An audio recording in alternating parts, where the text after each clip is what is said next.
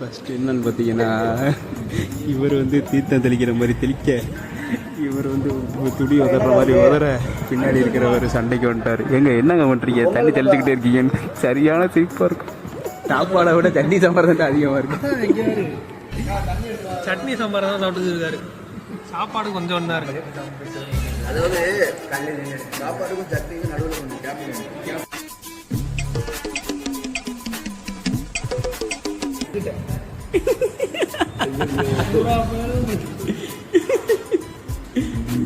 அதுக்கு அந்த டம்ளர்லயே குடிச்சா என்னடா அவனுக்கு? ஐயோ, அது வந்து அவனுக்கு நேர்ந்து விட்டுட்டோம். பொரி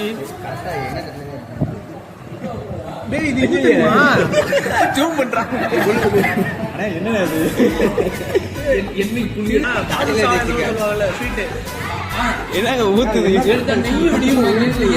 வேற விடுவாங்க.